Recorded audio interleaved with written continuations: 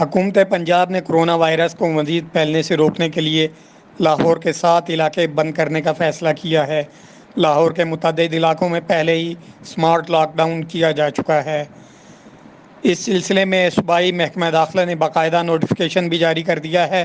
صوبائی حکومت کی جانب سے جاری کردہ نوٹیفیکیشن کے مطابق Gulberg, model town, Faisal town اور گارڈن ٹاؤن کے تمام بلاکس بند رہیں گے۔ سرکاری نوٹیفیکیشن کے مطابق لاہور ڈی ایچ اے کے تمام فیز، گلشن راوی کے تمام بلاکس اور والڈ سٹی کے تمام علاقے بند رہیں گے، جن میں شاہ عالم مارکیٹ بھی شامل ہے۔ نوٹیفیکیشن کے مطابق جوہر ٹاؤن مکمل بند نہیں ہوگا، اس کے صرف وہ علاقے بند رہیں گے جو پہلے سے بند ہیں۔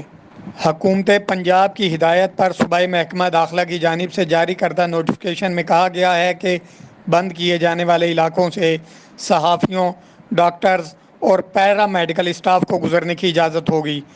لاہور میں کرونا وائرس کی وجہ سے بند کیے جانے والے علاقوں میں سرکاری آفیشلز، وکلاء، فارمیسی اسٹاف اور گراسری اسٹاف کو بھی آنے کی اجازت دی گئی ہے۔